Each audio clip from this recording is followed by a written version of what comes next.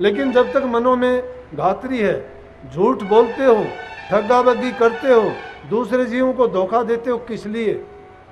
अरे मान बढ़ाई तो संतों ने कही है कि मान बढ़ाई जमपुर ले जाई, होए रहो दासन दासा, मन मगन भय का सुन रसा।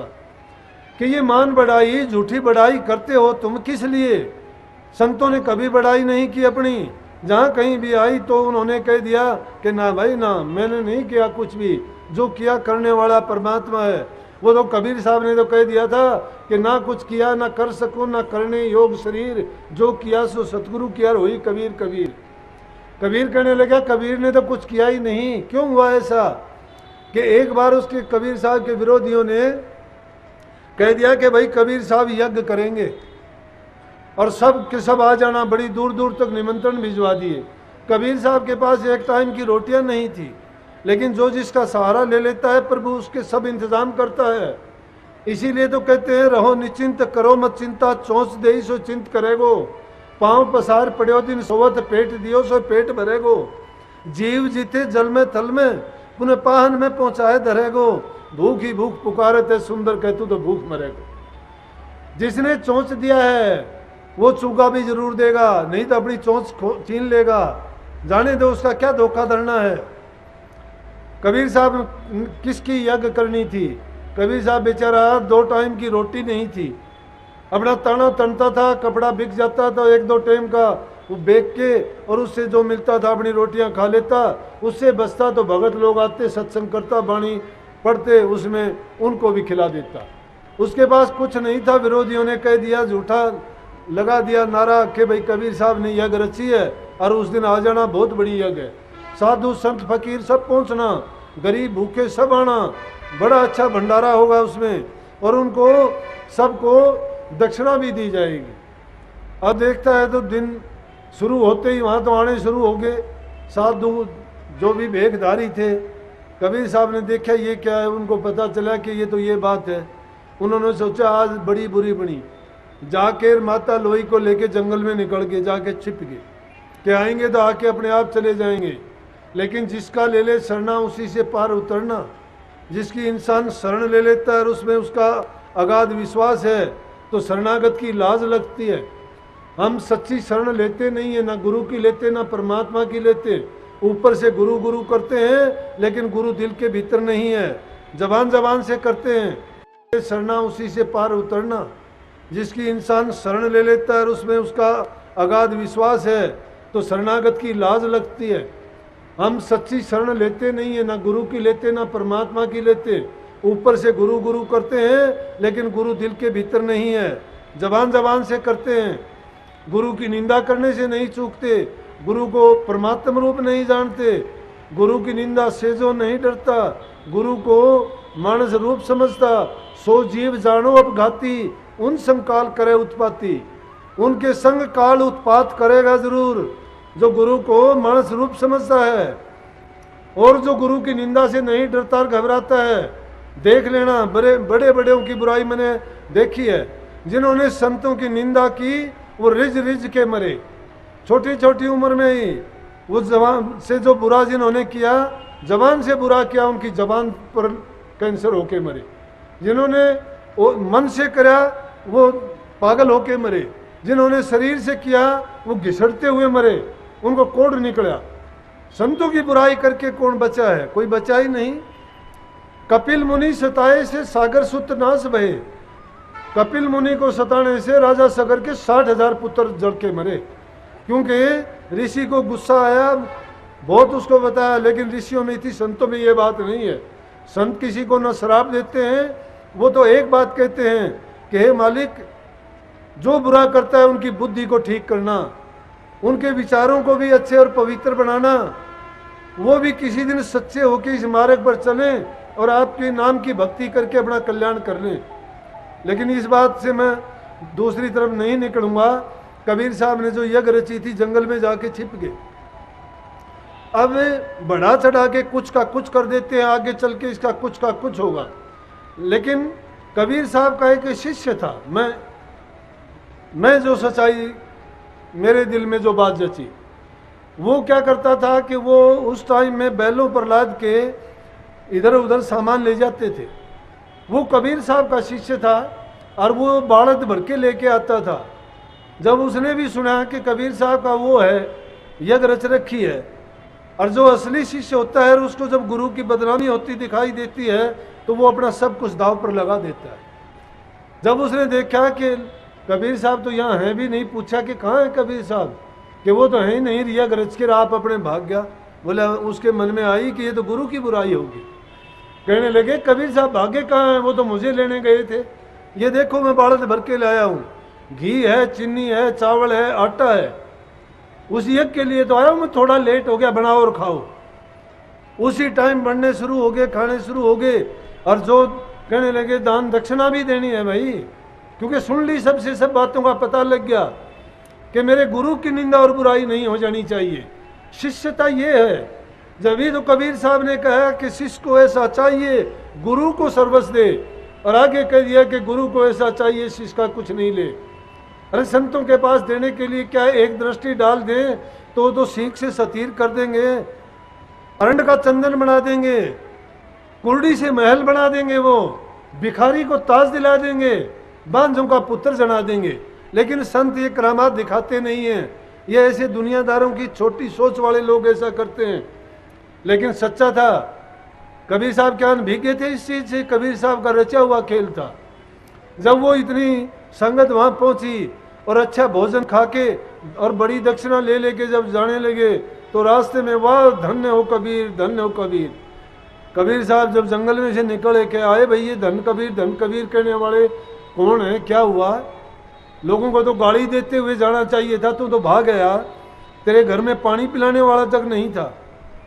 जब आया झाड़ियों में छिपा हुआ था, आके कहने लगा, भाई क्या धन कर रहे हो आप, क्या बात कर दिया कबीर ने।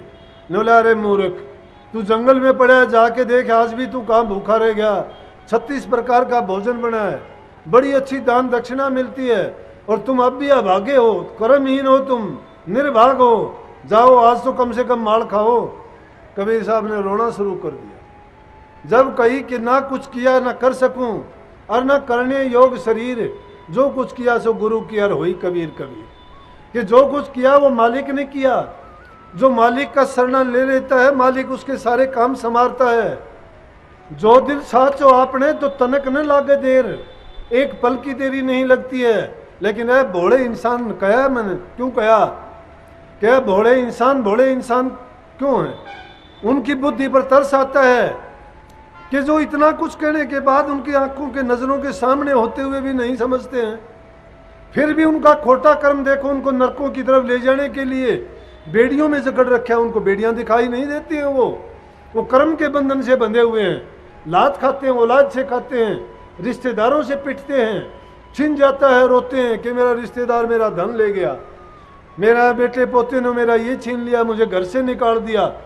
अरे एहसान मानो, उस मार्ग पर तो चले नहीं जिस पे गुरु ने बताया था। अब तो यही शिकायत करोगे, कहीं बेटों से पिटोगे, कहीं रिश्तेदारों से लूटोगे, कहीं चोर तुम्हारा ले जाएंगे, लेकिन तुम सच्चा सौदा नहीं करोगे। सच्चा सौदा नाम का है प्रेमियों, उस नाम को तो हम जानते भी नहीं हैं। झूठी मान बढ़ाइयों में पड़ जाते हैं, झूठी संसार की लकीर पीटने के फकीर बन गए हम।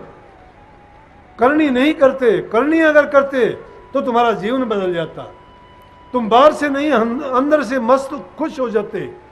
तुम तो अभी बाहर के शरीर की पहचान करते हो। जो अष्टावक्र ने कह दिया था कि क्यों ये चरमकारों की सभा बुला रखी है। हम चरमकारों की सभा नहीं बुलाते, हंसों की सभा बुलाते हैं। जो हंसों को हंस पने का रास्ता दिखाता है, झूठ से हटा के सच्चाई का मार्ग दिखाता है। जब तक उस सच्चे मार्ग पर नहीं चलते, नाम की कमाई नहीं करते, 2 पैसे आने से बादशाह नहीं बन गए, मिट्टी है, छोड़ के चले जाओगे, बता भी नहीं पाओगे कहाँ रह गया कहाँ गया। जो असल धन है उसकी कमाई करो नाम की। अरे ये है तो इसको खर्चो खाओ, और खर्चने खाने में भी बहुत अंतर है। एक खर्चना खाना होता है अपने शरीर के लिए, तन के लिए, उड़ाते उसको नहीं, उसको किसी भंडारे में लगाओ, किसी गरीब पर लगाओ, किसी जरूरतमंद पर लगाओ। खावन खर्चन बहु अंतरार, मन में सोच विचार, एक खिलावे 7 को एक मिलावे 4। एक तो संतों की संगत के लिए, भोजन के लिए, अच्छे काम में जो प्रयोग किया जाता है और एक मिट्टी में मिलाया जाता है। ये और दूसरे पदार्थों में जो खर्च किया जाता है वो मिट्टी में मिलाया जाता है। पैसा पानी की तरह बहता है और एक तरफ इंसान को 2 रोटियां नहीं मिलती है। क्यों कि आदमी झूठी मान बढ़ाई के लिए ऐसा करता है। अरे जो तुम्हें करना चाहिए वो अपने मन को सजाओ। मन की सजावट होगी शुद्ध विचारों से। शुद्ध विचार जब हो जाएंगे, मन पवित्र हो जाएगा, नाम की कमाई करने में देर नहीं लगेगी। जब तुम उसके हो जाओगे वो तुम्हारा हो जाएगा। लेकिन दुख है इस बात का कि हम उनके होते ही नहीं, हम कभी गुरु के नहीं हुए। हम गुरु के नहीं, क्या हम अपने ही नहीं हुए। अपने ही शरीर के लिए खाई खोते हैं। इसी को अनेक विकारों में फंसा के इसको जर्जर कर देते हैं, दुखी कर देते हैं, रोग बीमारियां आके घेर लेते हैं और फिर मत्था पीटते हैं, पछताते हैं, रोते हैं, फिर सुनने वाला कोई नहीं है। इसलिए कहा कि भज हंसा हरि नाम जगत में जीवन थोड़ा है। ये थोड़ा जीवन है।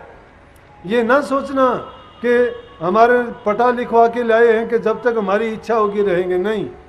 इसका तो अचानक बटन दबेगा, पता ही नहीं चलेगा। सांत्वना देने के सिवाय कुछ बाकी नहीं रहेगा। वक्त रहते हुए इस जीव को चेतना चाहिए और जितना हो उसके नाम की कमाई करनी चाहिए, क्योंकि नाम ही इसके साथ जाता है। मैं तो पहले भी शब्द गाया करता कबीर साहब का, अब भी याद आता है। अब भी जब कभी चिंतन करता हूँ तो मुझे बात याद आती है कि मेरी सतगुरु ने पकड़ी बांध, नहीं तो जिंद बह जाती, नहीं तो ये जिंदगी बही जाने लग रही थी। स्वामी जी महाराज ने कहा कि देखो सब जग जात बया, सब जग जात बया, बया जाने लग रहा है। किस में? मन और माया के झिकोड़े लगते हैं। नरकों की तरफ जा रहा है ये, जन्म मरण के चक्कर में फंसा हुआ है। जिस तरह रेट का चक्कर चलता है उसी प्रकार से संसार के जीव बेचारे फंसते हैं, ऊपर नीचे गिरते हैं, और लेकिन फिर भी समझते नहीं है। क्योंकि सतगुरु की शरण में चले गए तो कर्म काट कोला किया, ब्रह्म अग्नि प्रजार। उनके कर्मों को काट के सतगुरु उसके हृदय में ज्ञान की ज्योति जला देते हैं, और जब ज्ञान की ज्योति जल जाती है तो उसके सारे विषय विकार खत्म हो जाते हैं। लेकिन हमारे क्यों नहीं होते? हमारे इसलिए नहीं होते कि गुरु को ऊपर ऊपर गाता, गुरु को दिल भीतर नहीं लाता। गुरु को दिल भीतर नहीं लाता। गुरु का बताया हुआ नाम का सुमरण तक नहीं करता। इसलिए प्रेमियों, गुरु की भक्ति बताई है। गुरु की भक्ति दृढ़ के करो। गुरु की भक्ति है क्या? गुरु के वचन की पालना, गुरु दर्शन की आस, गुरु के वचन पर विश्वास, गुरु की मूर्ति हृदय में बसाओ। मन की वृत्तियों को एकाग्र करके उसमें जब जमा दोगे, बुरे विचार तुम्हारे धीरे धीरे करके निकलते चले जाएंगे और उसकी जगह अच्छे विचार ले लेंगे। मन साफ और पवित्र हो जाएगा। किसी की निंदा बुराई ना करो, जो करता है उसके ऊपर छोड़ो, उसका हाल देख लेना। वो अपने आप अपना कर्म भोग लेगा, तुम्हारे देखते देखते भोगेगा। उसकी तड़पना कम नहीं होगी, जीतते जी जड़ जड़ मरेगा वो, कण कण होके।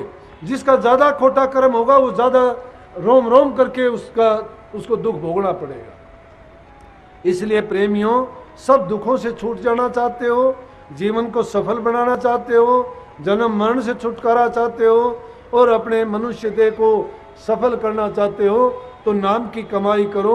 गुरु पर और गुरु के वचन पर दृढ़ विश्वास रखो। मन के अंदर पक्की श्रद्धा रखो। घरों में प्यार प्रेम शांति जब तक नहीं होगी, ना आप गुरु के हो, ना सत्संग में आने का आपको कोई फायदा है। बूढ़े बुजुर्ग की इज्जत कदर, अगर आप स्त्री हो तो सास की सेवा करो, घर में प्यार प्रेम से रखो। गरीब दुखी है तो भी तुम्हारी गरीबी भाग जाएगी। अरे गरीबी तो इंसान के बुरे विचारों की होती है। जिनके घरों में प्यार प्रेम है, शांति है, और चीज की गरीबी बर्दाश्त कर लेगा। लेकिन वो अकाल जानबूझ के क्यों गिरते हो? विचारों की शुद्धता पवित्रता रखो। चिंता नहीं, चिंतन किया करो। जिक्र किया करो, फिक्र ना किया करो। फिक्र करनते बावरेर, जिक्र करनते साध, जिक्र कराया कर बावरेर, फिक्र करेंगे आप। तुम अगर जिक्र करना सीख जाओगे, उस नाम का सुमरण करना सीख जाओगे, तो फिक्र तुम्हारा सदगुरु अपने आप करेगा। कहने की जरूरत नहीं है, बताने की जरूरत नहीं है। मन्नत दिल से मांगो, लेकिन दिल में अभी अंदर गए नहीं हो। दिल के अंदर जब चले जाओगे तो जबान की शिकायत खत्म हो जाएगी। क्योंकि अंदर में जब तक नूरी गुरु को नहीं पहचानोगे, तब तक बाहर का गुरु भी आपको कुछ नजर नहीं आएगा। ये बातें भी झूठी नजर आएंगी। तो गुरु के वचन पर जब तक गुरु के वचन को नहीं मानते हो तो गुरु की शयन को भी नहीं लग पाओगे। गुरु ने खोल के सब कुछ बताया है, लेकिन हमारी समझ काम नहीं करती क्योंकि माया के नीचे दबी हुई है। तो प्रेमियों, धीरे धीरे करके किसी चीज़ की सफाई करते हैं, वो मैली और गंदी है, बार बार रगड़ने से उसमें भी चमक आ जाती है।